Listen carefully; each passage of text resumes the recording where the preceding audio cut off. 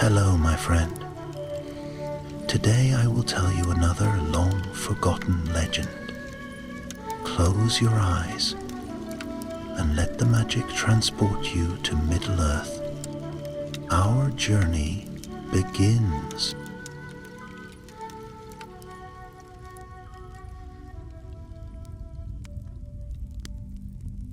The summer waned over Eriador, though the days still lingered warm, and the tall grasses along the greenway swayed in golden tides.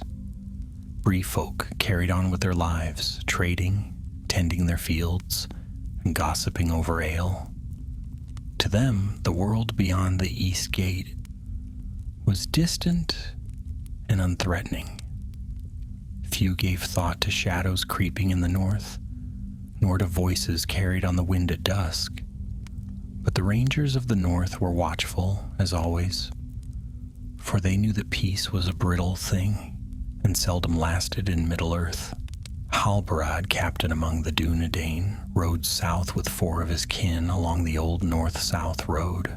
Their horses were sure of foot, their cloaks of gray blending with the dusk. They had left the weather hills behind them and now drew near to the lowlands of Andrath, where the greenway narrowed between dark ridges. The place had long been a haunt of outlaws and wolves, but the tidings that reached Halbarad spoke of something far worse. Bree folk whispered of cold voices by night, of cattle found lifeless in the fields with no wound upon them, of children shivering in their sleep, though fires burned bright at their hearths. The rangers knew the signs, though the Bree-landers did not. Such whispers bespoke the stirring of old sorcery, foul arts that had slept since the fall of Angmar. Halbarad remembered his grandfather's tales of the Witch King and the sorcerers of Rudor, men who bartered their souls to the Dark Lord of old. The North Kingdom had long been free of such shadows, but Halbarad's heart was heavy, for he had felt a dread on the wind even before tidings came. Now he feared that some ancient curse had awakened, called forth by the will of a greater darkness that stirred far away. As night drew down, the company halted in a hollow near the road. They built no fire, for rangers did not waste light that might betray them, but they ate a cold meal of bread and dried meat. When all was still, Halbarad spoke. "These tales are not idle," he said, his voice low, meant only for their circle. "The Black Breath walks again in these lands. I felt it near Bree, and I feel it stronger still here.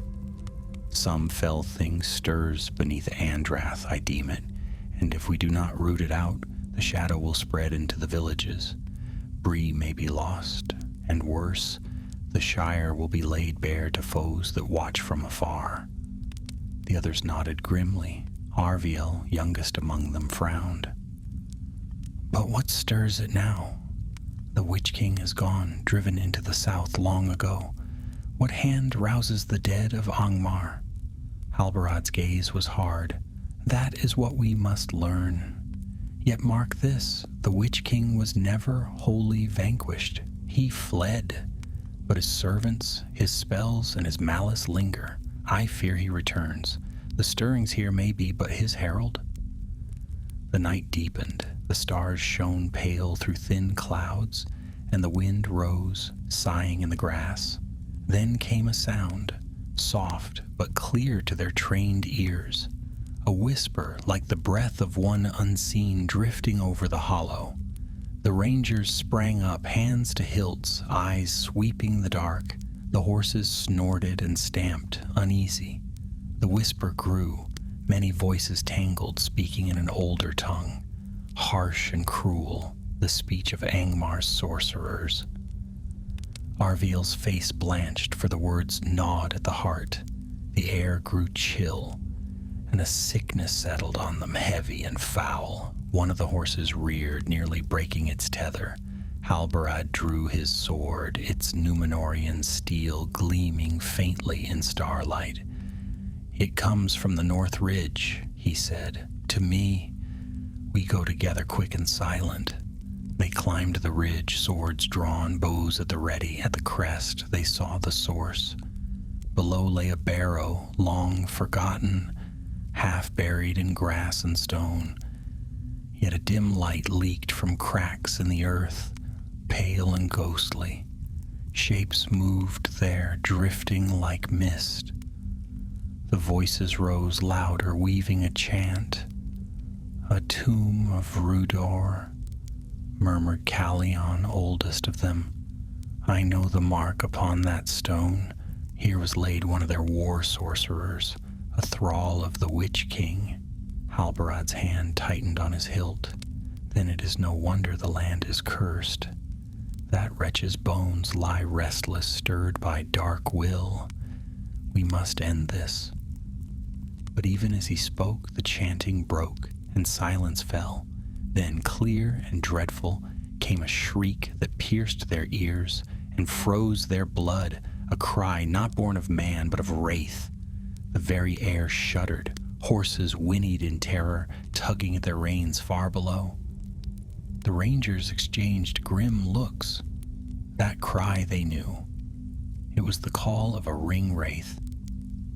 And if such a voice had been heard in these hills, then the matter was graver than they feared. Arviel whispered, "If one of the 9 walks here, then this is no mere haunting." Halbarad's eyes were set on the barrow, whose glow dimmed now to nothing. He sheathed his sword, but his face was stern as stone. "Then it is as I feared. This curse is bait. The Witch King hunts in the north again. We must uncover the heart of this sorcery, or Bree and the Shire will be lost before the first snows fall." The wind sighed once more through the grass, carrying with it the faint echo of the wraith's cry. And so their vigil began, and their peril deepened as the shadows lengthened over Andrath. The rangers descended from the ridge, their faces grim. The night seemed deeper now, though the stars still burned faint above. Their horses trembled, foam streaking their flanks, and it took long, patient hands to calm them. Halbarad spoke no word until each beast was steadied. Only then did he gather his men close and give his counsel. "We stand at the threshold of an old evil," he said, his voice low and steady. "What we saw was no chance stirring. A curse of this strength is bound to an anchor. Somewhere in that barrow lies the talisman of the dead sorcerer, and until it is broken, the shadow will not be lifted. But mark me, if a Nazgûl rides here, then our task is doubly perilous. The wraith will not suffer us to meddle." The younger ranger, Arviel, swallowed hard. "Do you think the Witch King himself is near?" Halbarad's eyes grew dark. "I cannot say, yet the shriek we heard had the strength of the chief among them. It may well be him, and if so, we must be swift. We will not defeat him, but perhaps we may outwit him and strike at what he would protect." Callion, eldest of their company, laid a hand upon his sword. "Then let us waste no time. The longer that talisman endures, the stronger the curse will spread. Already the land sickens." So resolved, they made their camp closer to the barrow. Sleep was little and uneasy, for each man felt the weight of unseen eyes upon him. The night stretched long, filled with distant cries of wolves and the rustle of wind through dead grass. At last, dawn crept over the eastern hills, pale and gray, bringing little warmth. Yet it was enough to hearten them, for the ring wraiths shunned the sun, and daylight would be their ally for a time. After a meager breakfast, they climbed once more to the ridge and descended toward the barrow. The ground about it was barren, as if Nothing had grown there in 100 years. Stones jutted from the earth like broken teeth, and the barrow itself was little more than a low mound, its crown cracked and split. Faded runes, half buried in moss, marked the entrance stone. Callion knelt, brushing away the lichen with his gloved hand. "The tongue of Rudar," he muttered, "a curse laid upon trespassers. It promises torment to any who disturb the bones within." "An empty threat," said Halbarad. "The curse is already upon the land. If we do nothing, it will spread to Bree, and from there to the Shire. We must go inside." The others nodded. Together they pushed at the entrance stone. It groaned and shifted, a stale breath of air rushing forth, cold and foul. The smell of long death clung to it, and even the horses shied away, refusing to come near. With effort, they widened the gap and entered one by one, torches lit to chase back the dark. The barrow was narrow, its walls lined with stone slabs. Dust lay thick, and cobwebs hung like curtains. Bones littered the ground, some broken, some gnawed by unseen creatures. The air was heavy, pressing upon their lungs. As they went deeper, the chanting voices returned, faint but rising, echoing from the very stones. It seemed the walls themselves whispered, promising doom. At last they reached the inner chamber. There, upon a raised bier, lay the bones of the sorcerer. Unlike other tombs of the north, this one bore no rich gifts, no weapons of worth. Only a single blackened skull rested upon the chest, its sockets empty yet filled with malice. Around it coiled a chain of silver, tarnished and broken in places, but at its center lay something dreadful, a shard of bone carved and bound with iron, pulsing faintly with pale light. Arviel recoiled. "What is it?" Callion's face was grave. The heart bone, a fragment of his rib taken and bound with sorcery. His spirit clings to it, tied by the will of his master. Destroy it, and the curse will fall. Halbarad studied the charm. He could feel its weight, not in his hands, but in his spirit, a heaviness that pressed against his will. "It must be broken," he said at last. "But such a thing cannot be undone by strength alone. We will need fire and steel that remembers Numenor." He drew his blade, forged long ago in the days when Arnor still stood. Its edge gleamed with a light that was not of the torch. Holding it steady, he placed the charm upon a stone and raised the sword. Yet before the stroke could fall, the chamber shuddered. A voice cried out, shrill and piercing, and the torch flames guttered. A wind rushed through the passage, though no door stood open. Out of the shadows came shapes, half-formed, pale as smoke. Wights, bound to the sorcerer's will. Their hands were claws of bone, their faces twisted masks of hatred. "They guard it!" cried Arviel, loosing an arrow that hissed through the air. It struck true, and the white shrieked, dissolving into mist. But more came, filling the chamber, clawing and shrieking. The rangers formed a ring, blades flashing in the dark. Callion's sword bit through one white, scattering it like smoke. Halbarad struck another, his blade burning with a cold light that made the creature flee. But still they pressed, countless and relentless, forcing the company back against the bier. "Finish it!" Callion shouted. "Strike the bone!" Halbarad raised his sword again, but the wights closed in. One seized Arviel's arm, raking with claws that left black wounds. The young ranger cried out, staggering. Another leapt at Halbarad, and for a moment he faltered beneath its weight. The sword slipped from his grasp, clattering against the stone. Then came a sound that froze them all. The cry of the ring wraith, louder and nearer than before. It echoed down the passage, shaking the very stones. The torches went out and the chamber plunged into darkness. Only the pale glow of the heartbone remained, casting a sickly light. Halbarad seized his sword once more, forcing himself to stand. "We cannot hold here," he cried. "Take the charm. We flee to the light." Callion snatched the heartbone, wrapping it in his cloak. At once the wights shrieked, clawing at him with fury, but the rangers drove them back, step by step, fighting their way through the passage. The cry of the Nazgûl drew nearer, its dread filling the barrow like poison. Shadows deepened, pressing close, suffocating. At last they burst into the open air. The morning sun had risen higher, veiled by thin clouds, but still the light struck them with blessed warmth. The wights fell back, unable to endure it, vanishing with screams into the mound. Yet the curse remained, and the cry of the ring wraith swept over the hills once more.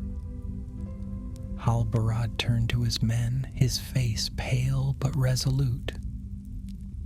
"We have the charm." But the wraith will not relent. He hunts us now. We must flee south to Ambience. There, with fire and blade, we may destroy it. Arviel staggered, clutching his arm where the white had clawed him. The flesh already darkened, veins black against the skin. He gasped, his voice weak.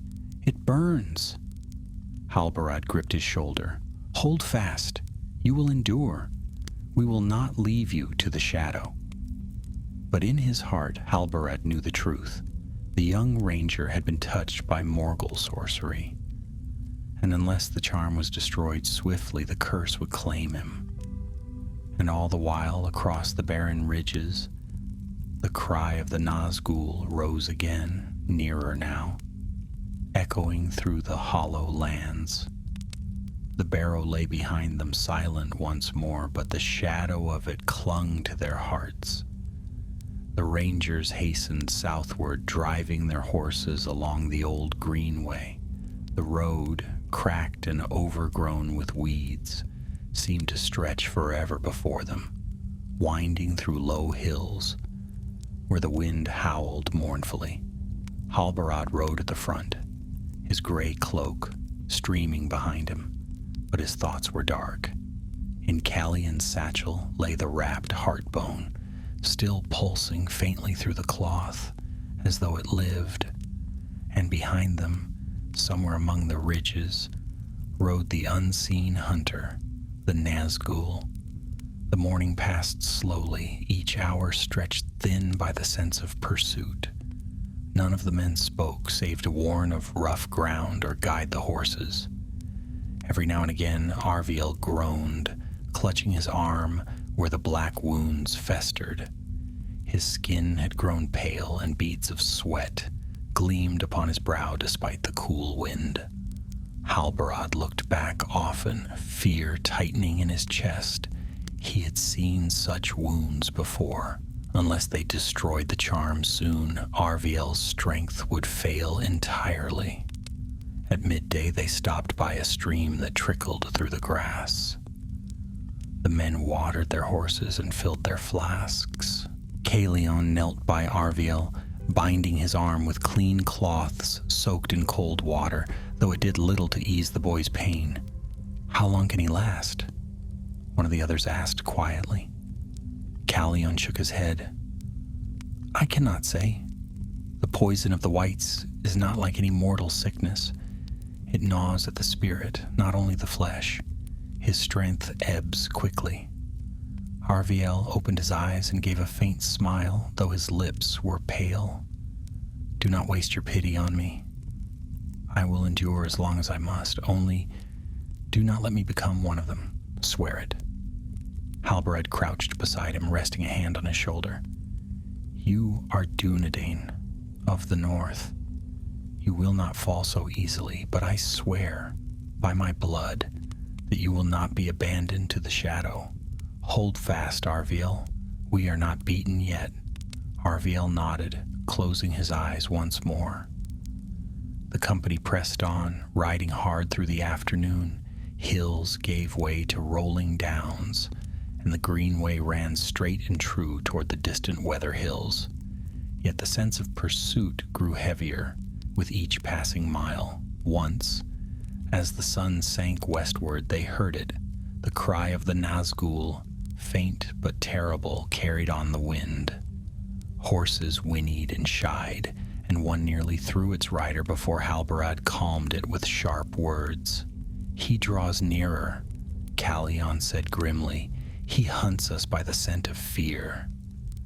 "And by the charm," Halbarad answered. His hand tightened on the hilt of his sword. "We bear the very thing he desires. He will not turn aside."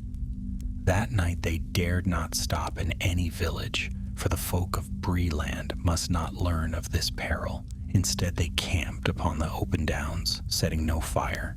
The stars wheeled slowly above, cold and bright, yet the air was heavy as if the world itself held its breath.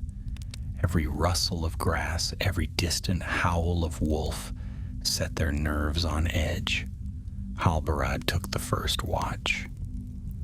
He paced the ridge above the camp, his eyes ever turned northward, and sure enough he saw it, far away, at the very edge of sight, a flicker of movement upon the hills. Not torchlight, for the Nazgûl carried none, but a shadow darker than the night, gliding swift and silent. His heart grew cold. By dawn they were already mounted again, riding with weary determination. Arviel sagged in his saddle, his face drawn and gray. Twice he nearly slipped, and twice Halbarad or Callion reached to steady him. Still he pressed on, lips clenched, refusing to speak of his pain. By afternoon they reached the northern spur of the Weather Hills. Amon-Sul's broken crown rose in the distance, stark against the pale sky. The ancient watchtower of Elendel, long fallen to ruin, stood lonely and proud upon its height. Its stones gleamed faintly in the fading light, as though they remembered glories of the past. "There," Halbarad said, pointing, "on that hilltop we will make our stand. Fire and blade will undo the sorcery, but we must reach it before nightfall. Once the sun sets, he will have the strength to strike." Spurred by his words, the company pressed their weary mounts up the winding paths. The hill was steep, the road broken, but at last they reached the summit as the first stars kindled in the sky. Among the tumbled stones of the old tower, they made their camp.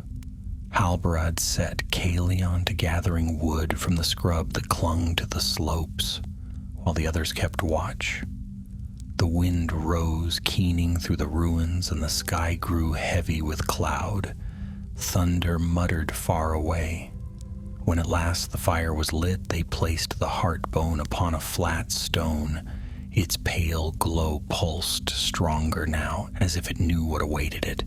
Halbarad drew his sword and held it over the fire, the steel shining with a cold light. "This blade was forged in Numenus," he said, his voice carrying in the night. "It remembers the strength of Numenor, and the shadow fears it still. By its edge, and by the fire of the west, we will break this curse." But even as he spoke, the cry of the Nazgûl rose, piercing and dreadful, echoing through the hills. The men shuddered, and Arviel let out a low moan, clutching his chest. The heart bone flared bright, casting long shadows across the stones. "He is here," Callion whispered. "He comes for it." The wind grew wild, driving sparks from the fire. Darkness thickened around them, though the flames burned bright. From below came the sound of hoofbeats, swift, relentless, drawing nearer. Halbarad lifted his sword high. "Stand firm. Tonight we fight not only for ourselves, but for all the folk who dwell in peace behind us. If we fall, The shadow will sweep over Bree, and the Shire will follow. Hold your ground. The hoofbeats thundered louder. Out of the dark rode the Nazgûl, cloaked in black, faceless, terrible. He came upon a great horse, its eyes red as coals. A chill swept the hilltop, snuffing the warmth from the fire, though its flames still leapt high. The wraith reined his steed at the edge of the ruins, his presence filling the air. With dread, the rangers faltered, their hearts quailing. Only Halbarad stood firm, though his hand trembled upon his sword. He stepped before the fire, shielding the heartbone with his body. The Nazgûl spoke, his voice a whisper of knives. "Dunedain, give it to me. Yield the bone, and I may spare your lives." Halbarad's answer rang clear. "We yield nothing to the servants of Mordor. Come and take it if you dare." The wraith gave a shriek, and his steed leapt forward. The fire roared, the heartbone flared, and the battle for Amon-Sul began. The horse of the ring-wraith thundered into the ruins of Amon-Sul, its hooves striking sparks against the stone. Shadows rushed in its wake, twisting like smoke, and the fire that the rangers had kindled seemed to shrink before him, though it burned yet. His black cloak billowed. His helm gleamed faintly in the flicker of light, and the weight of his presence pressed upon them like iron. The heartbone pulsed furiously, as though yearning to return to its master. Halbarad stood his ground, sword in hand, the Númenórean steel burning with a cold radiance. The men behind him faltered, their courage wavering beneath the wraith's dread. Only Caelion moved swiftly, dragging Arviel back behind a fallen wall. The young ranger's skin had gone white as chalk, his breath shallow. The sight of the Nazgûl had pierced what strength remained to him, and he lay almost lifeless now. The wraith's voice came again, thin and cruel, like wind through a graveyard. "Fools of the North, you meddle in matters beyond your strength. Give me what is mine, and I shall grant you a swift death. Defy me, and your torment will be without end." Halbarad raised his blade. "This land is not yours, nor is this relic. You will not have it." The Nazgûl gave a shriek that split the air, and his steed lunged. Halbarad leapt aside, swinging his sword. The bright edge struck the wraith's cloak, and though it cut no flesh, the Nazgûl reeled back, the sword's light burning against him. The steed screamed, rearing in terror, for even the fell beasts of Mordor could not endure Númenórean steel unbroken. "Stand together," Halbarad cried. "Strike at him. The shadow cannot bear the light." The rangers rallied, emboldened by his cry. Caelion and the others spread in a half-circle, their blades drawn. They lunged as one, their swords flashing. The Nazgûl wheeled, his cloak swirling like storm clouds, and with a sweep of his gauntleted hand, he struck aside one ranger, hurling him to the ground as though a great wind had cast him. The man rolled, dazed, but rose again with grim resolve. The battle raged among the ruins, steel ringing against stone. The Nazgûl struck with his long, thin blade, black as midnight, its edge biting deep into one ranger's shield. Yet the firelight and the shining swords drove him back, step by step. He was terrible, but not invincible, for in that hour the Dunedain stood together, their courage bound by their ancient oath to guard the north. All the while the heartbone pulsed brighter, casting an eerie light over the stones. It seemed to beat in time with the wraith's cries, a foul echo of a heart long dead. Caelion's eyes never left it. He knew their only hope lay not in driving off the wraith, but in destroying the talisman. "Halbarad!" he shouted above the clash. "The fire! We must burn it now!" Halbarad's gaze flicked to the stone where the heart bone lay wrapped in cloth. "Do it! I will hold him!" Callion dropped to his knees beside the fire. With trembling hands he tore away the wrappings, revealing the shard of bone. Its glow was sickly, its surface etched with dark runes that writhed like living things. He seized a brand from the fire and pressed it against the talisman. Sparks flew and the bone shrieked, not with any sound of the earth, but with a cry that pierced the soul. The Nazgûl screamed in answer, a sound of fury and fear. Halbarad lunged, driving his sword against the wraith's blade. The clash rang like thunder. "Now, Callion!" he bellowed. Callion cast the heart bone into the fire. Flames leapt high, blue and white, wrapping the shard in light. It writhed, cracking, splitting, as though the dead spirit within fought to escape. The Nazgûl shrieked again, staggering, his cloak writhing as if in agony, but the talisman did not break. The fire dimmed, the shard still pulsing fiercely, refusing to yield. The flames hissed, struggling as though some greater will quenched them. Halbarad's heart sank. "It resists. We need the sword. Strike it with the sword." Without hesitation, Callion snatched the shard from the fire, though it burned his hands. He hurled it upon the flat stone once more. "Halbarad!" Halbarad turned, his sword gleaming with pale light. He raised it high and brought it down with a cry. The blade struck the bone and sparks burst, white as stars. The shard split with a terrible crack, shattering into fragments. From it poured a black smoke that curled and twisted, vanishing into the night with a final fading shriek. The Nazgûl reeled back, his cry breaking into silence. His steed reared, foam flecking its mouth, and then with a whirl of black cloak, the wraith fled, racing down the hill into the darkness. His presence lifted, leaving the ruins still and cold once more. The rangers staggered, breathing hard, their ears ringing from the cries. Callion dropped to his knees, clutching his burned hands. The fragments of the bone lay smoking upon the stone, lifeless at last. The fire crackled, bright once more, its light no longer dimmed.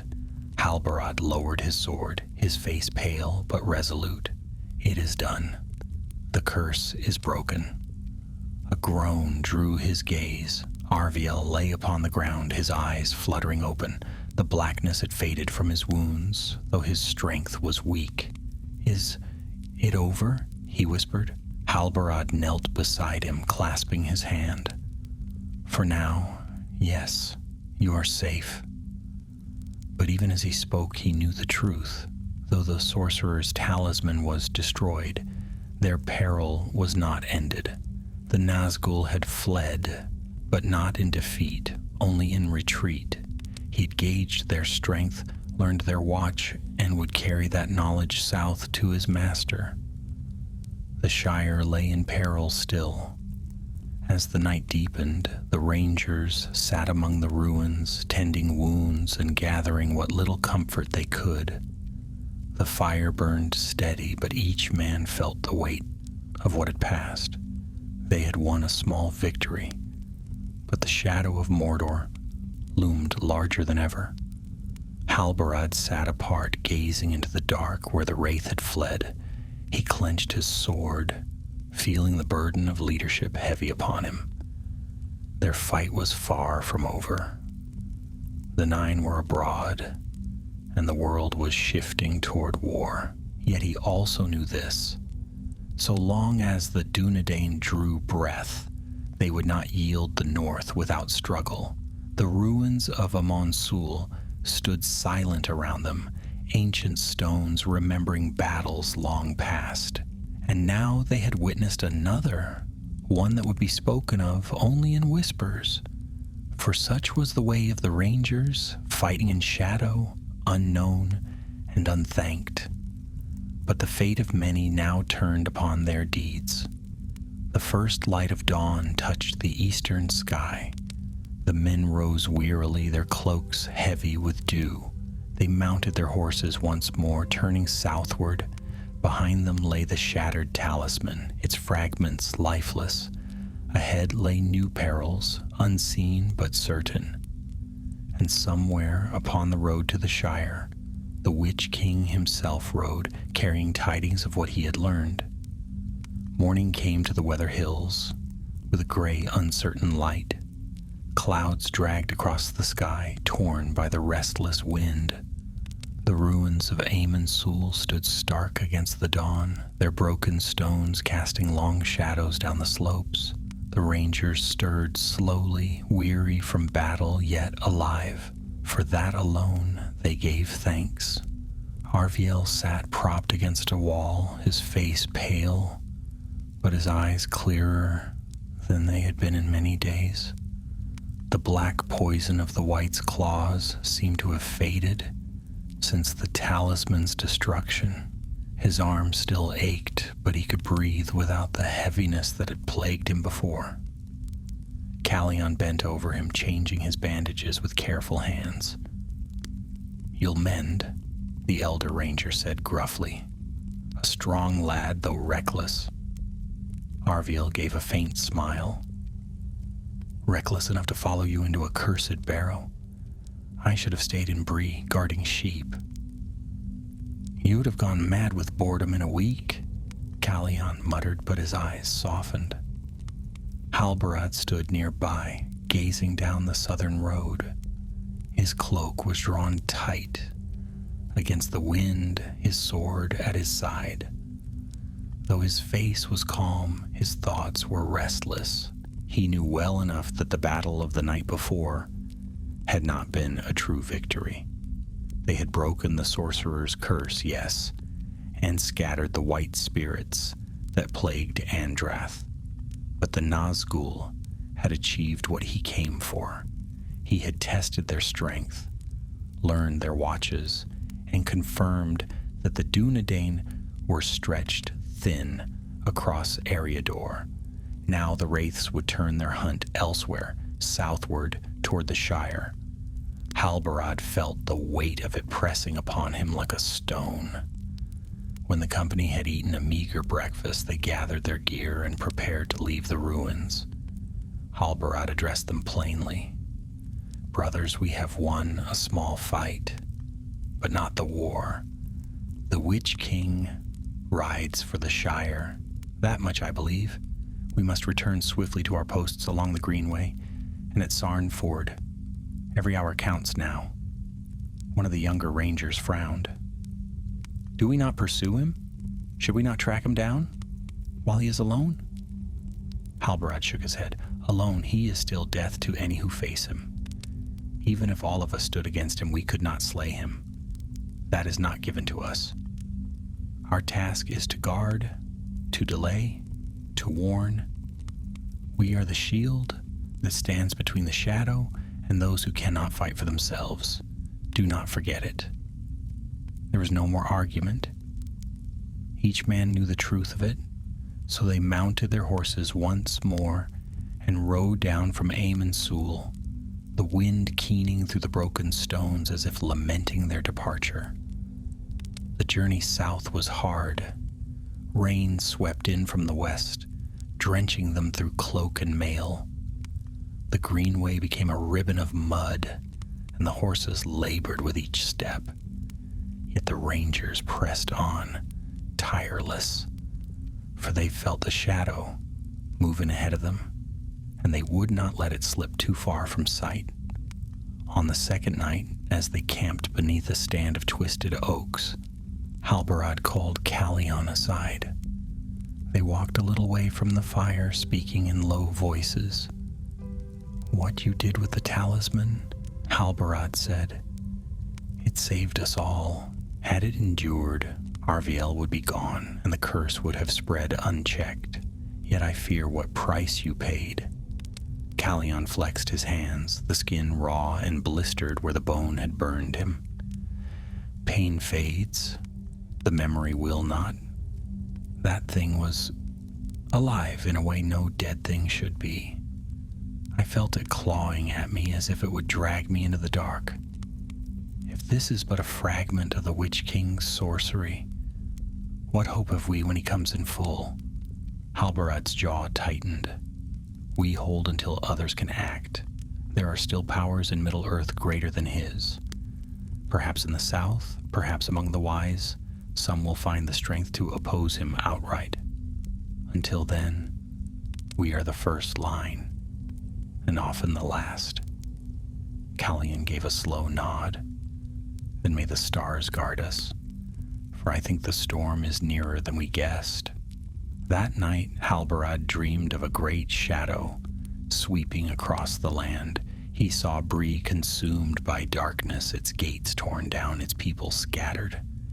He saw the Shire aflame, the hobbits fleeing in terror before faceless riders, and he saw himself standing alone at the ford of Bruinen, sword raised, though no aid came. When he woke, the dawn was pale and colorless, and his heart was heavy. By the fourth day they drew near to Andrath again, where the greenway narrowed between steep ridges. The land was silent, the barrow mounds still, but the rangers felt the echo of what they had faced there. Bree was not far beyond, and for a time they debated whether to warn the folk of the town. In the end, Halbarad forbade it. The Bree-landers cannot fight wraiths, he said. Better they know nothing. Fear would do more harm than silence. So they passed by unseen, slipping through the wilds on the edge of the Chetwood. They did not enter Bree, nor show themselves upon the road, though they saw smoke rising from chimneys and heard the distant sound of voices. The world of ordinary folk went on, as it always had, blissfully ignorant of the danger that crept nearer with each day. That night, as they camped beneath the stars, Arviel stirred from his blankets and spoke softly. "Captain, why do we keep this fight hidden? Would it not be better if the Bree-landers knew what hunts them so they might defend themselves?" Halbarad regarded him for a long moment. And what would they do with such knowledge? They have no swords to match the 9, no fire to undo a curse. They would fall into despair before the battle began. Our task is not to burden them with truths they cannot bear. It is to bear it ourselves for their sake. Arviel fell silent, though the doubt did not leave his eyes. On the 5th day, they reached Sarn Ford, where the Greenway crossed the Brandywine. Here a dozen rangers kept watch, their camp hidden in the woods along the river.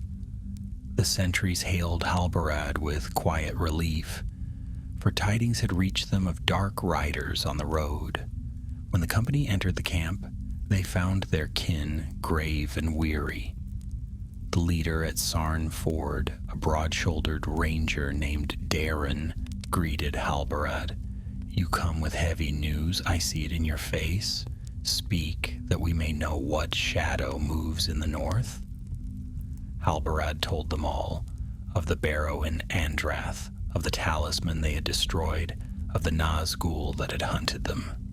He told also of his fear that the Witch King now knew their strength, and that his road would lead him straight toward the Shire. A silence fell over the gathered rangers. Each man understood the weight of it. For the Shire was dear to their hearts, though the hobbits knew it not. It was a land of peace, untouched by war, and the Dunedain had guarded it in secret for generations. If the 9 entered its bounds, all the peace would be shattered. Darren set his jaw. "Then we will hold here.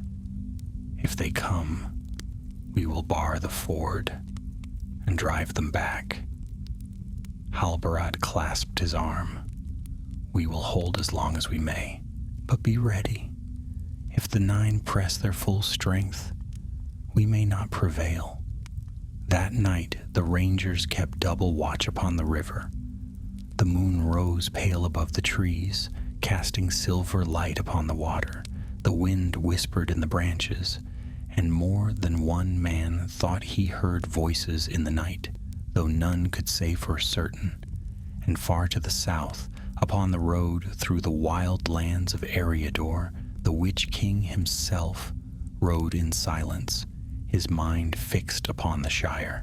The small land of hobbits would soon lie beneath his shadow, and the hunt for the ring would begin in earnest. The Dunedain had won a battle, but the war had only just begun. The days that followed at Sarnford were tense, each one more uneasy than the last. The Rangers of the North were skilled at patience. Their lives had long been spent in watchfulness, guarding borders and wandering paths unseen. Yet even they felt the weight of the approaching storm. The air seemed colder, though the summer had not yet ended. Clouds often veiled the sun, and the wind carried whispers that set men's teeth on edge.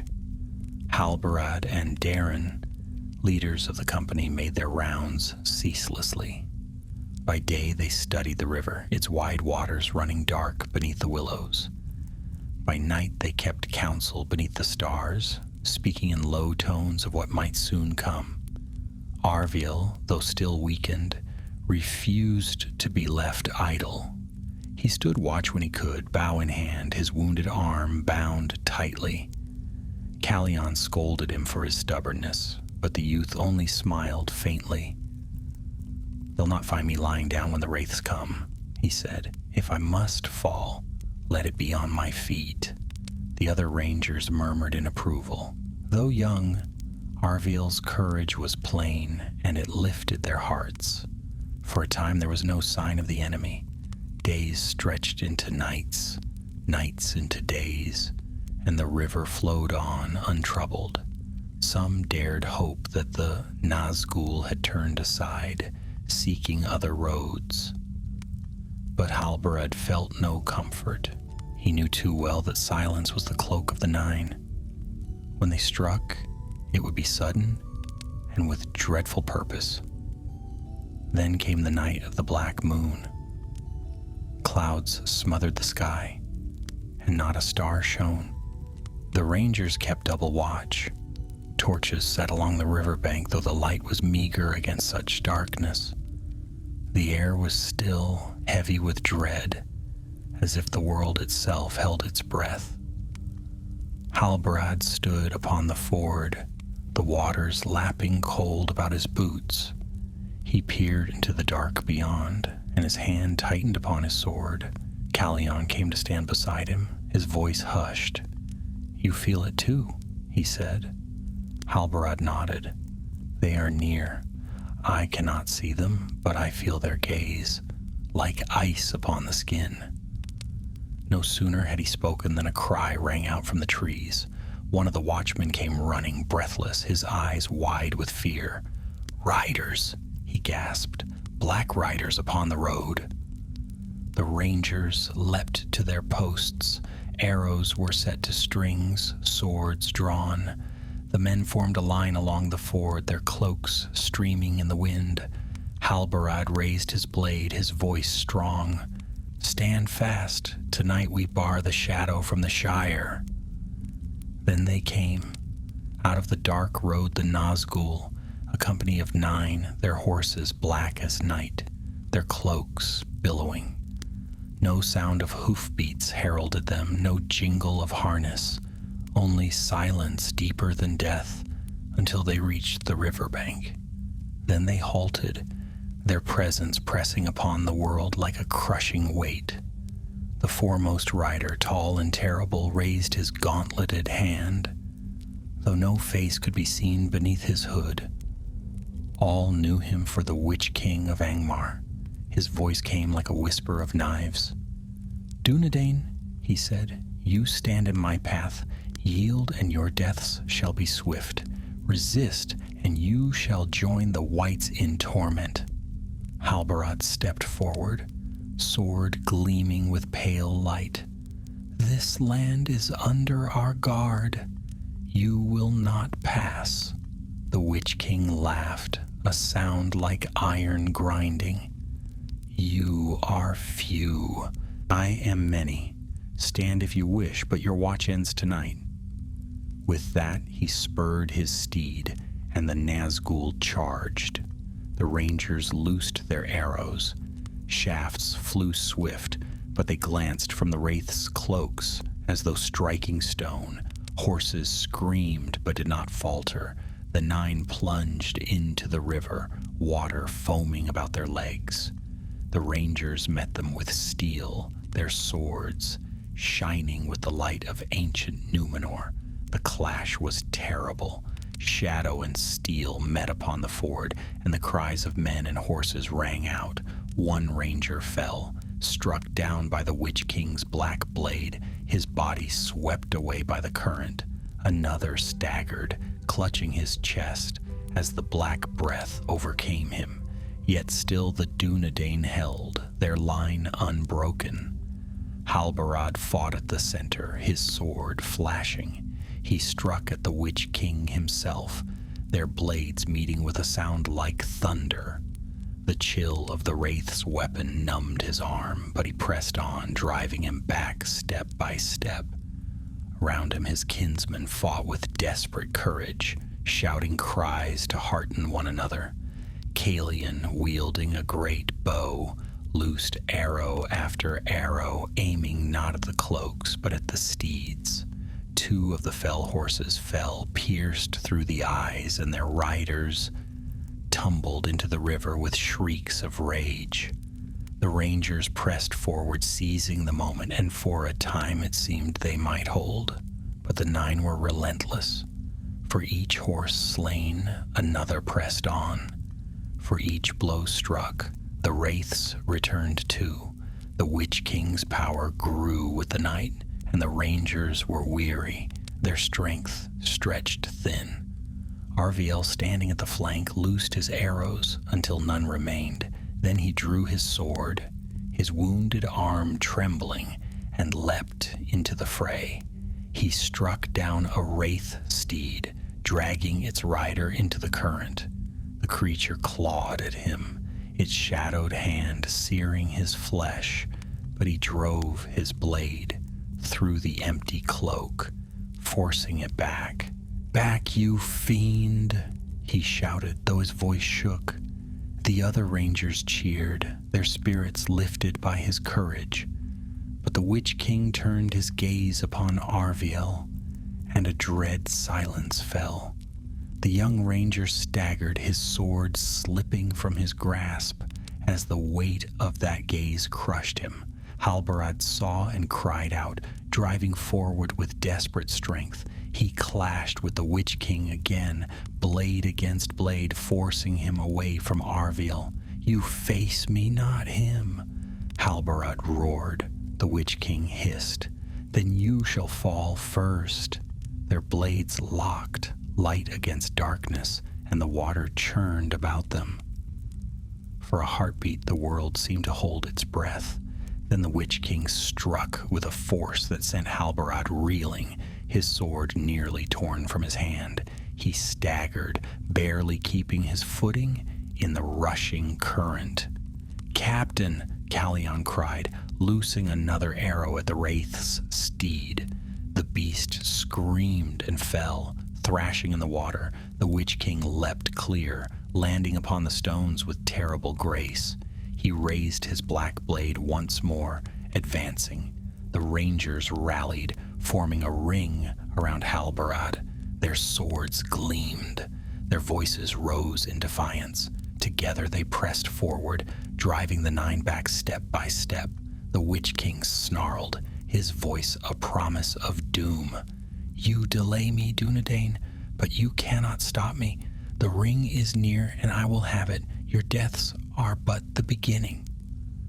With a final shriek, the 9 withdrew, their steeds plunging back through the river.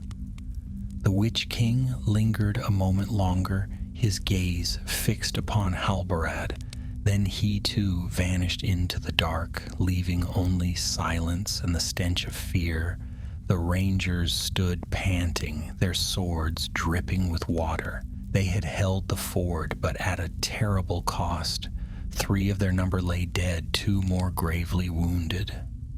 Arviel collapsed, his strength spent, though his spirit still burned bright. Halbarad sheathed his sword, his face grim. We have bought time, nothing more. They will find another road, and the Shire is still in peril. But tonight, at least, they did not pass. Callion nodded, his eyes weary. Then we did our duty, and for that, let us be glad. The company gathered their dead, laying them with honor upon the riverbank. The night was still, the stars veiled, but a faint light touched the east, promising dawn. And far away, upon another road, the Witch King led his company southward. Sarnford had not yielded, but there were other paths into the Shire. The hunt would not be denied. The dawn after the battle at Sarnford was a quiet one. Pale sunlight drifted across the Brandywine, turning its waters to gold. Yet to the rangers, it seemed no brighter than ash. For the weight of loss pressed heavily upon them. 3 of their brothers had fallen, brave men of the north whose names would be spoken in hushed voices by the few who remembered. They wrapped the bodies in their cloaks and buried them beneath the willows, marking the graves with stones. No songs were sung. The Dunedain kept their grief silent. Halbarad spoke few words as he watched the earth close over the last of his kinsmen. He felt the burden of command heavier than ever. He had led them into the ford, had held them firm, and though they had not failed in their duty, the price was blood. Duty always demanded blood. Arviel lingered by the graves, his face pale, his wounded arm bound tightly. They fought for the Shire, he whispered, yet the hobbits will never know their names. Callion laid a hand upon his shoulder. That is the way of our people. We are the forgotten, the unseen. We guard so that others may live in peace, even if they never give thanks.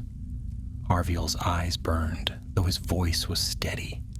I understand, but it is bitter. Halbarad turned then, his cloak whipping in the wind. Bitter or no, the work is not done. The 9 will not turn aside. They will find another path, and we must be ready. That very night, his words proved true.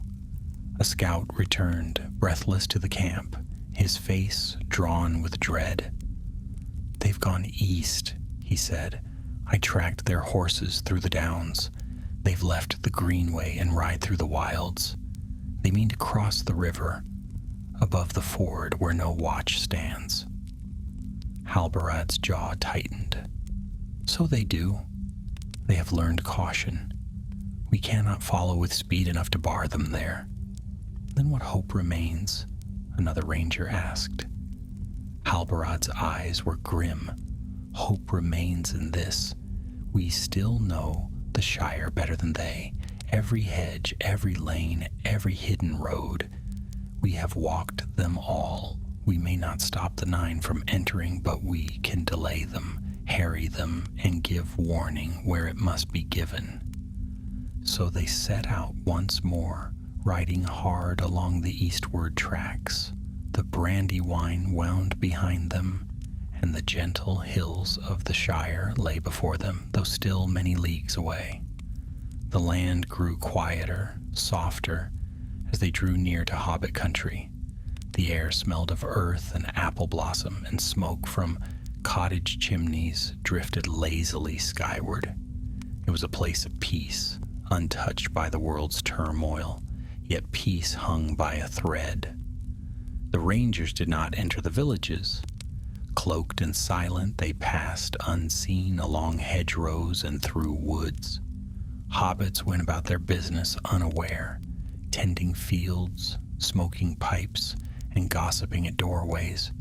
A few caught glimpses of gray figures in the distance, but they shook their heads, thinking it but shadows or tricks of the eye. That was the way of the Dunedain, guardians invisible, always near, always unseen. Arviel, weary but unyielding, rode beside Halbarad. If the Nine come here, what chance do the hobbits have? They've no swords, no training. None at all, Halbarad answered. That is why we fight in their stead. Yet the Nine seek not war upon hobbits.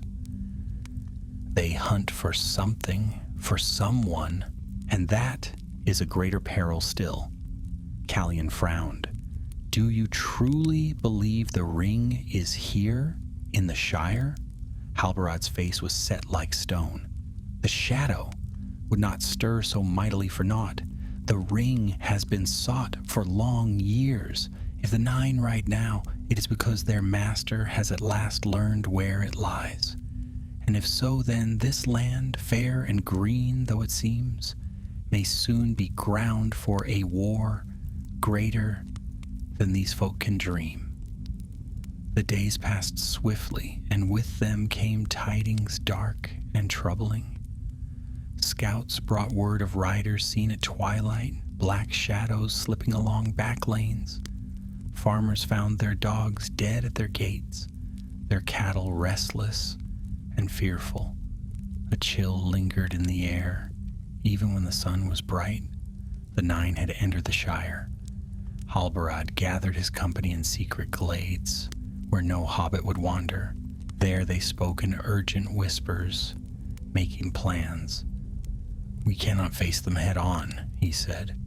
They are 9, and we are but a handful, but we know these lands better than they. We will lead them astray, turn them down false paths, keep them searching while we send word to Rivendell.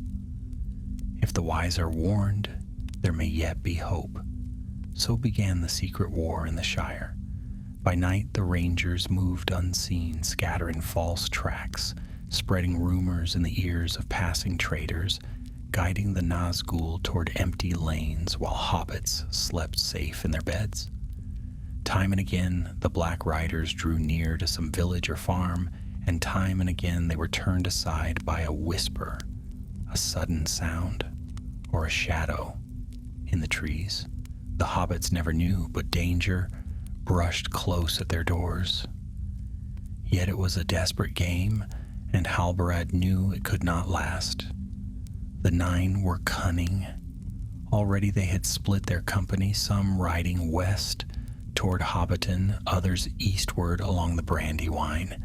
The net was drawing tight, and the rangers could not be everywhere at once. One evening, as the sun sank red over the hills, Arviel stumbled into camp, breathless from running. His face was pale, his arm bleeding anew from a fresh wound. "They are here," he gasped. "I saw them on the road to Hobbiton."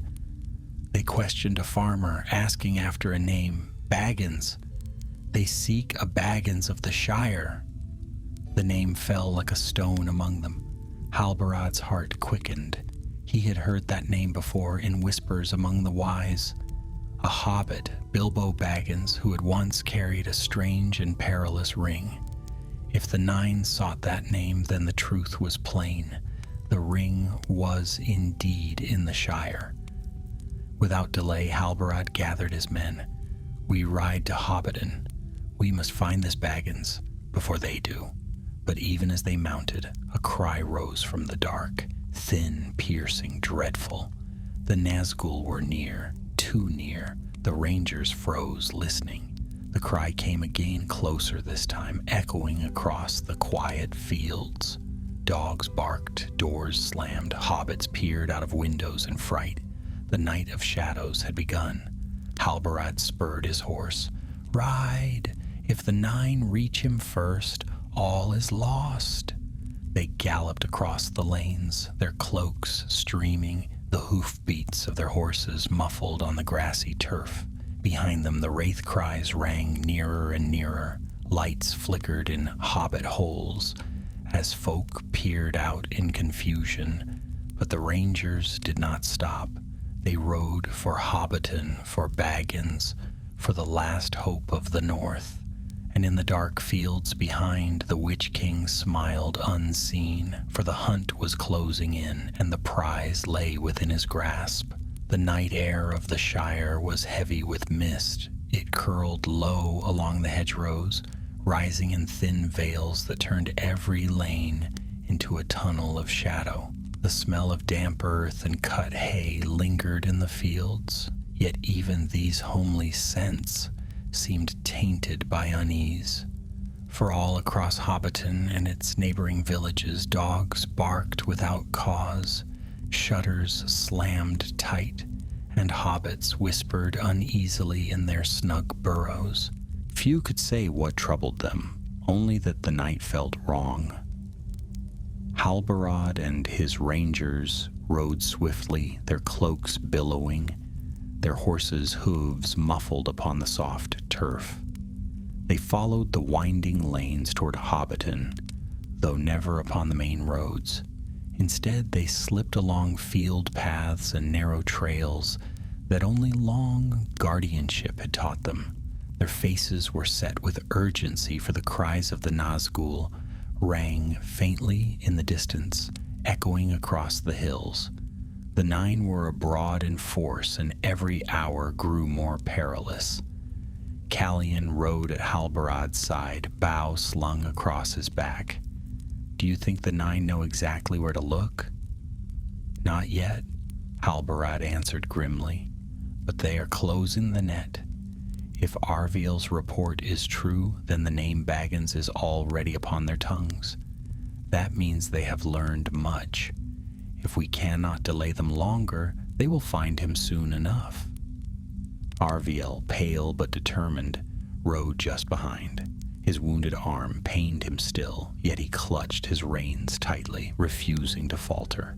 "Then we must reach him first," he said through clenched teeth. "If this Baggins carries the ring, he must be warned or hidden, else all is lost." The company pressed on, their path lit only by the faint glimmer of stars above the mist. Around them the land of the hobbits lay quiet. Tilled fields, tidy hedges, lanterns glowing faint in windows of round doors.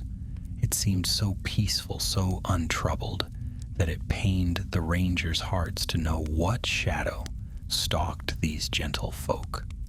At last the hill of Hobbiton rose before them, its green slopes pale in the starlight. The great oak tree crowned its summit, and beneath it shone the round windows of Bag End. Halbarad reined in, signaling silence.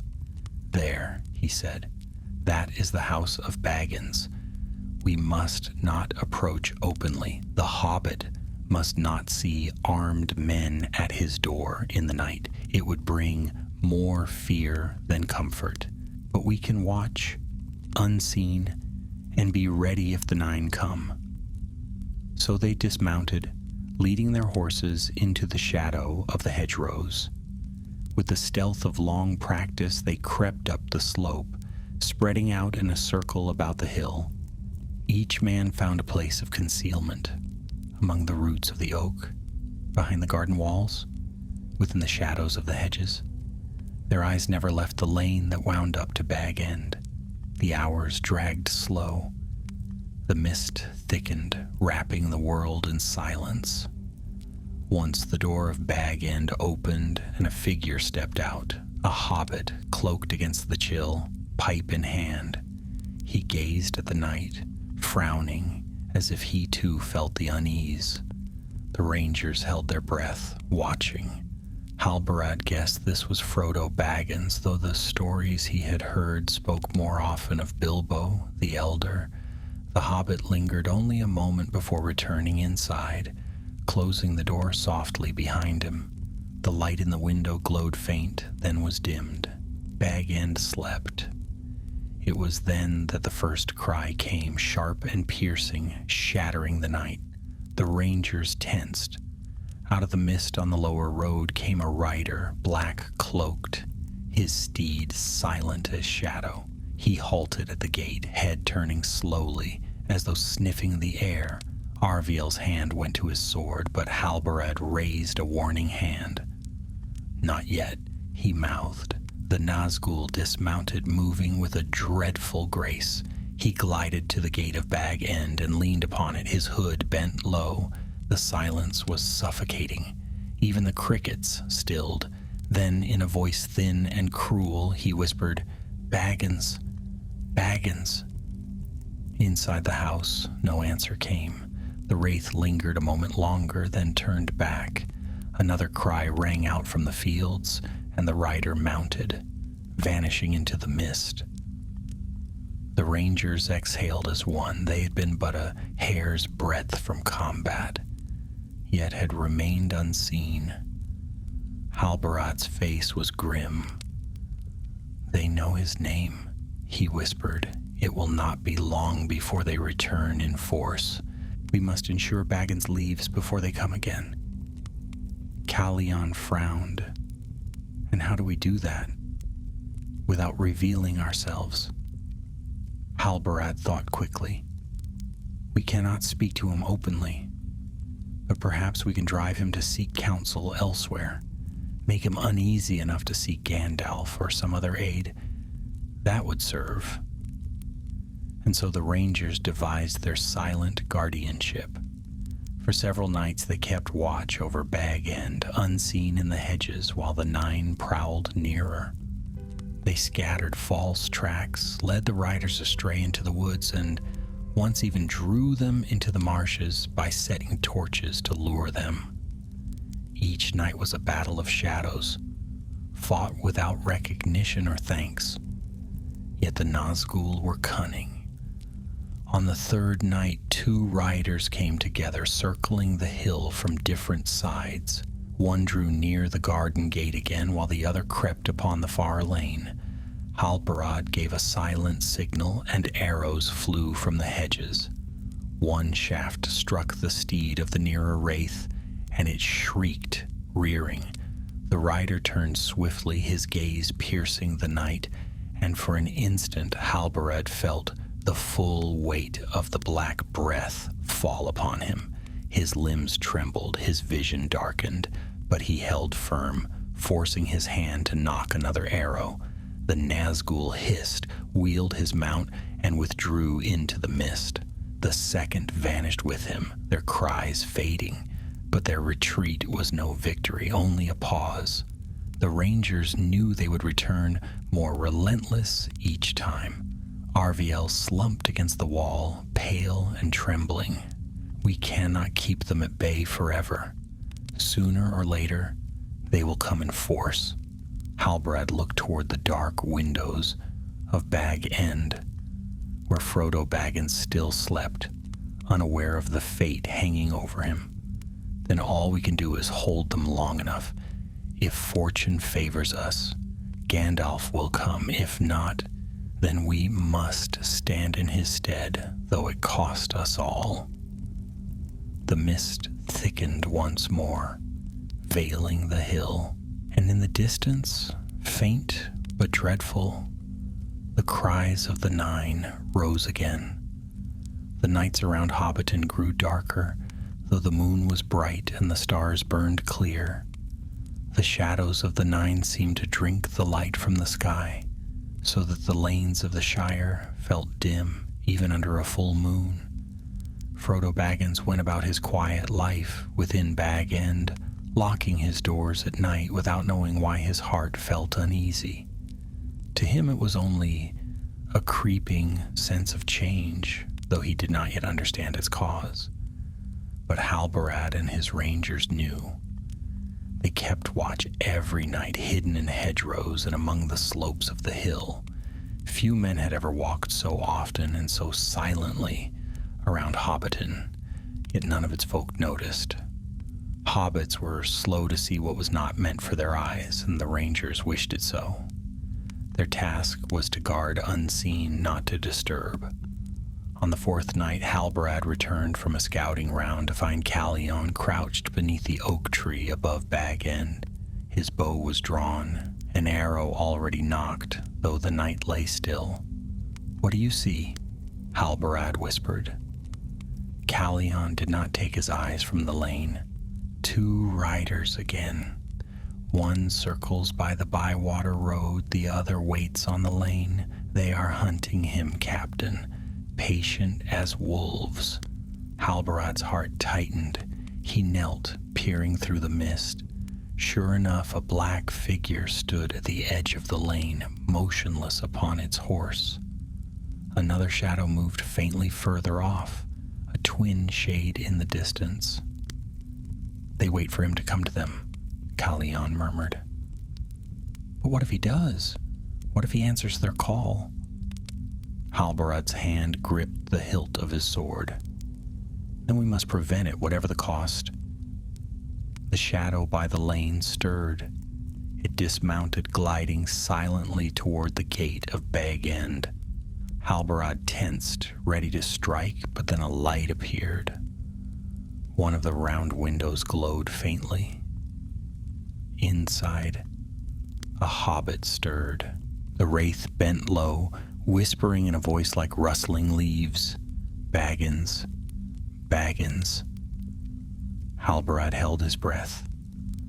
A moment passed that seemed to stretch like an age. Then the window was dark again. Whoever stirred within had not answered. Perhaps fear had kept him quiet. The wraith lingered, then turned back to its horse, mounting without a sound. Both riders vanished into the fog. The rangers exhaled, but relief was fleeting. Arviel came stumbling up the slope, pale and shaken. They were at Bywater too, he gasped. I saw one speaking to a farmer, asking after Baggins. The name is spreading now. It won't be long before half the Shire has spoken it to them. Halbarad cursed softly. He knew it to be true. The hobbits, innocent and unsuspecting, would not think twice about answering questions from strangers, and the more the Nazgûl learned, the closer they would come. That night the rangers gathered in a hollow among the trees to speak plainly. Calion tended Arviel's arm while the other sat in silence, listening to the cries of owls and the distant sound of a mill wheel turning. They grow bolder, one ranger said. We cannot keep them away from him much longer. Sooner or later, they will stand at his very door. Then we must not let him be there when they come, Halbarad replied. His voice was steady, but there was iron in it. If Gandalf does not come, we must act ourselves. Frodo Baggins must leave Bag End. The company looked at him in surprise. Leave? Calion said. But where would he go? He does not even know what hunts him. To Rivendell, Halbarad answered. It is the only safe road. There he will find counsel strong enough to withstand the Nine. We cannot reveal ourselves, nor can we take him by force. But perhaps we can nudge the path. Hobbits trust chance and gossip more than warning. We can use that. For the next days they wove a web of whispers. They spread small rumors in the inns of Bree, spoken through traders who carried them westward, tales of danger upon the road, of strangers asking after Baggins, of shadows seen in the woods. Slowly, word drifted even to Hobbiton, reaching Frodo's ears through neighbors and passing folk. The rangers remained hidden, but their work was felt. And all the while the Nine pressed harder. On the 6th night, Halbarad awoke to the sound of hooves. He sprang to his feet, sword in hand, and saw a rider upon the lane, black against the starlight. This time there was no hesitation. The rider dismounted and strode directly to Bag End's door. Halbarad's heart froze. He leapt from the hedge, rushing forward. Calion and 2 others followed, arrows flying. One struck the wraith's steed, sending it screaming into the dark. The wraith whirled, its hood turning, and the black breath swept over them like a wave. Halbarad staggered, but did not fall. He raised his sword, the Númenórean steel gleaming faintly. "You will not have him," he cried, driving forward. The wraith hissed, its long blade flashing black. Steel rang on steel, sparks flying. The other rangers closed in, their swords striking together. The Nazgûl recoiled, shadow writhing, then fled into the mist, its cry splitting the night. The silence that followed was heavy. No hobbit stirred from Bag End. No light shone from its round windows. Perhaps the battle had seemed but a dream to those within. Halbarad wiped his blade, his chest heaving. "It is too close now," he said. "He must be gone before the next moon rises, else nothing will save him." The men nodded, grim-faced. That same night, far off, a whisper stirred in the wind, a whisper of fire and smoke, of a wizard returning with urgency. Gandalf the Grey was riding north with all the speed Shadowfax could give, though none in the Shire yet knew it. The Rangers held their watch, unseen, unsung. They were shadows guarding shadows, buying time with every breath. And though Frodo Baggins still slept in his bed beneath the hill, his world was already shifting. The 9 were closing in. His quiet life was ending, and Halbarad, weary yet unbroken, swore to himself that if he fell, it would not be before the Hobbit was safely upon his road. The mists of late summer thickened over the Shire, rolling low across the meadows and veiling the stars. To the hobbits, it was nothing more than a strange turn of weather, a dampness that made pipes harder to light and lanterns burn dim. But to the Rangers, it was a sign that the 9 drew nearer, cloaking their hunt in shadow. Halbarad felt it with every step. For days they had watched Bag End and the roads about it, playing their dangerous game of delay, misleading riders, scattering tracks, turning suspicion aside. Yet the circle was closing. The whispers of Baggins' name were spreading faster than they could smother them. Farmers and innkeepers, simple folk, spoke freely to cloaked strangers, never guessing what terror they invited. On the evening of the 7th day, Halbarad crouched behind a hedge, overlooking the lane to Bag End. Frodo Baggins himself walked there, talking with 2 companions, a gardener with broad shoulders and curly hair, and another hobbit with an eager face. They spoke cheerfully, laughing softly, as if nothing weighed on their minds. To Halbarad, it was like watching lambs upon a field, while wolves circled in the woods. "Samwise and Peregrine," Arviel whispered beside him. "I've heard their names in Bree. Friends of Baggins." Halbarad nodded. Good hearts, no doubt. But hearts will not stop wraiths. That night passed uneasily. The Rangers took turns keeping watch, and Halbarad's rest was brief and troubled. He dreamed of dark riders at Bag End's door, of hobbits dragged into shadow, their laughter silenced forever. When dawn came pale and chill, he rose at once, knowing the time was nearly spent. By afternoon, word reached them that struck like a bell. A passing trader stopped upon the road, spoke of Frodo Baggins selling Bag End to a family named Sackville Baggins. The ranger who heard it brought the tidings swiftly to Halbarad, who listened in silence, his face unreadable. At last he spoke. "Then it is begun. He is leaving." Calion frowned. "Do you think Gandalf has reached him?" "Perhaps," Halbarad said. "Or perhaps the Hobbit is chosen of his own will. Either way, it is our chance. We must ensure he leaves the Shire unseen, else the 9 will have him before he crosses the Brandywine." So they watched all the closer. Days shortened.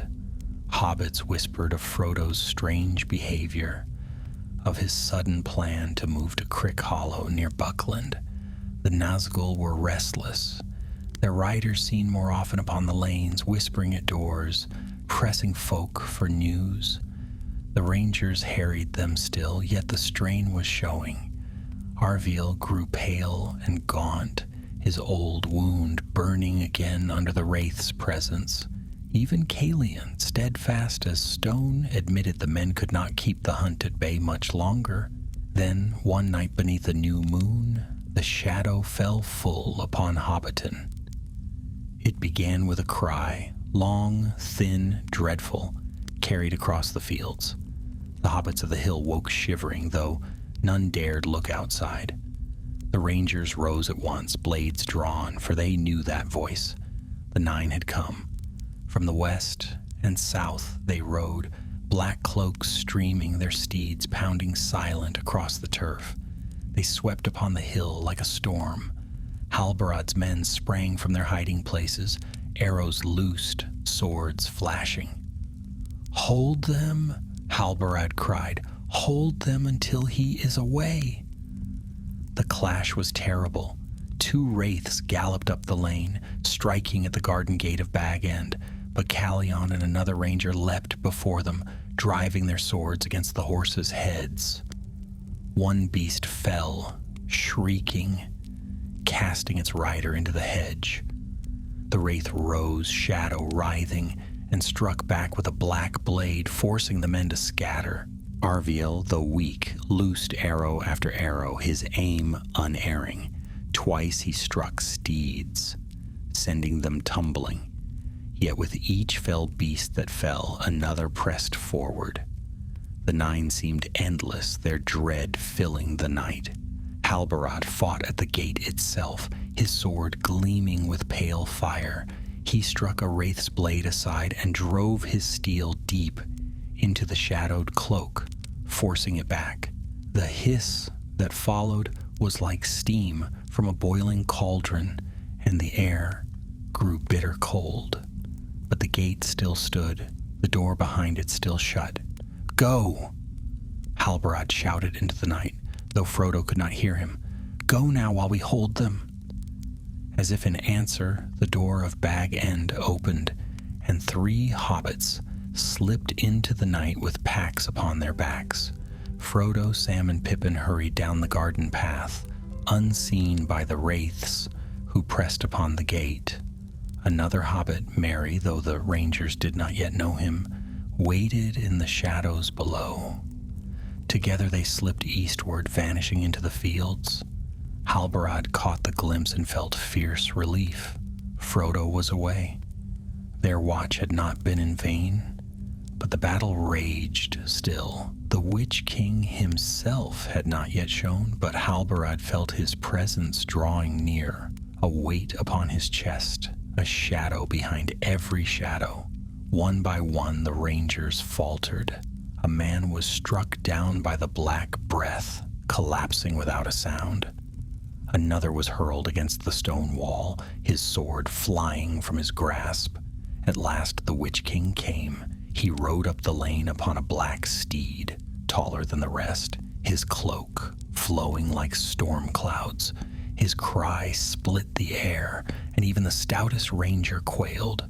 Halbarad alone stood firm, though his knees trembled. The wraith dismounted, gliding forward. His voice was a blade upon stone. "You cannot hide him. I will find him. The ring is mine." Halbarad raised his sword, forcing strength into his voice. "Not tonight. Not while we yet breathe." They clashed upon the lane, light against darkness. Sparks flew as steel struck steel. The Witch King's power was overwhelming, but Halbarad did not yield. Behind him his men fought desperately, buying every heartbeat of time. Then came a cry, not of wraiths, but of hobbits. Far off in the fields, a lantern flashed. The Nazgûl turned, hissing, their attention drawn. Perhaps they thought Frodo had been spotted. Perhaps the cry was chance. But in that moment of distraction, Halbarad struck with all his strength. His sword bit through cloak and shadow, and the Witch King staggered back with a scream of rage. The 9 withdrew, melting into the mists. Their cries faded across the fields, following the trail of the hobbits who now made their way east. Silence fell at last. The hill stood quiet, Bag End dark and empty. Halbarad leaned upon his sword, his breath ragged, his men gathered, wounded, weary, but alive. "They are gone," Calion said, his voice hoarse. "But they follow. Frodo is their quarry now. They will not rest until they have him." Halbarad sheathed his sword, his eyes turning eastward. "Then neither will we. The hobbit has begun his road. We must see it through, whatever the cost." The dawn broke pale and gray, shining upon Bag End one last time. The house was empty, its door shut, its windows blind. Frodo Baggins was gone from Hobbiton. The world he had known was behind him, and the shadow of the Nine lay ahead. And the Rangers, weary guardians of the North, slipped into the mist once more, their task unfinished, their fate uncertain. The Rangers followed eastward, keeping always to the hedgerows and the dark lanes that wound through the Shire. They did not ride openly, for their work was to guard unseen. The Nine had scattered like wolves, their cries drifting through the night as they hunted the hobbits who fled with Frodo Baggins. To the folk of the Shire, it was a strange and restless time. Dogs barked without cause, travelers swore they saw tall shadows upon the road, and many doors were barred before sundown. But few understood what moved beyond their fields. Only the Rangers knew, and only they bore the burden. Halbarad led his men with grim determination. His cloak was torn, his sword nicked from battle, but his will was unbroken. Arviel rode beside him, pale but resolute, though his wound throbbed with every mile. Calion brought up the rear, his bow always strung, his sharp eyes scanning every rise and hollow. They had lost men already, and all knew they might lose more before the end, but none would turn aside. On the second night after Frodo's flight, they came upon the Brandywine once more. The moon glimmered on its waters, pale and cold. There the Rangers found signs that the hobbits had crossed with the help of friends. Halbarad knelt by the riverbank, studying the prints in the mud.